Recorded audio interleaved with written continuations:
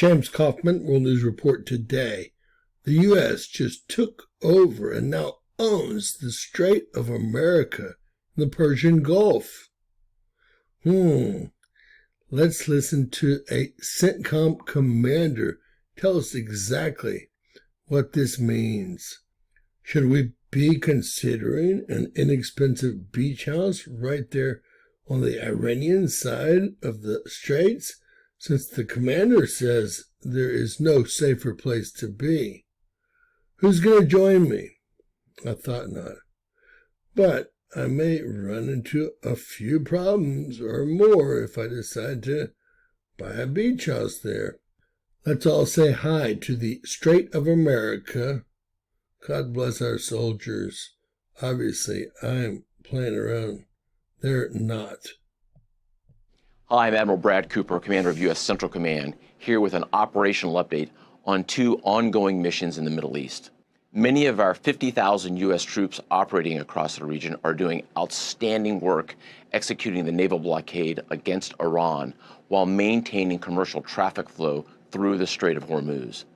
As recently announced, the U.S. military has achieved a major milestone in the Strait of Hormuz. We have successfully cleared sea mines in the Strait's international shipping lanes that were laid months ago by Iran's Islamic Revolutionary Guard Corps. Internationally recognized transit routes in the Strait are free of Iranian sea mines thanks to the incredible work of the U.S. military. Let's take a look at exactly what this means. Here's a nautical chart of the Strait of Hormuz and surrounding seas.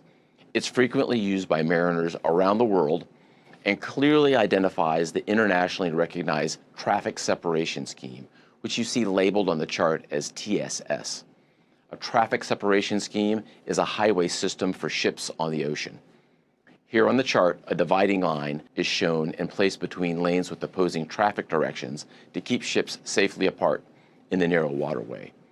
These are the long-standing lanes international shipping has historically used to transit the Strait of Hormuz, and over the past few months, our forces meticulously and quietly cleared them of sea mine threats using a combination of Navy divers, Navy SEALs, and U.S. air power from the Army, Navy, Air Force, and Marine Corps. The circumstances were challenging and dangerous to say the least, but we got the job done. Bottom line, today, international shipping lanes are open and momentum is building.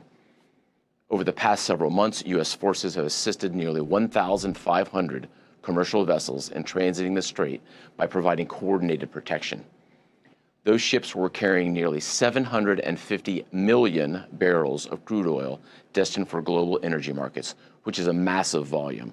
And while American forces have supported 750 million barrels of crude oil leaving the Gulf, Iran has exported zero oil from its shores since we resumed the naval blockade in mid-July. We have been highly effective. No ships have entered or left an Iranian port without our permission, and we have only allowed ships to pass through on humanitarian grounds, which is a credit to the dedication and professionalism of our sailors, Marines, and airmen in particular, executing this complex mission. Since resuming the blockade, thousands of U.S. service members operating more than 20 warships and hundreds of aircraft have sustained our success, turning around 75 vessels attempting to run the blockade and disabling 3 vessels that did not comply when directed. CENTCOM forces have demonstrated time and time again that we are laser focused on this mission. We remain vigilant, lethal, and resolved. During a recent trip to the region, I saw firsthand how our brave men and women continue to answer the call. I had the privilege to recognize and thank our troops personally for their extraordinary service. We've asked them to stay ready, and that's exactly what they are doing. I just could not be prouder of their efforts, and I know that the American people share in that same pride. So to all our service members, keep up the great work, continue to take care of one another, and Godspeed. Thanks so much. And with that, are y'all ready to hit the beaches at the Straits of America yet? Well, maybe not just quite yet. Maybe we'll give it a month or two and see how it goes. God bless our troops, guys. They have been giving it their all, kicking butt and taking names.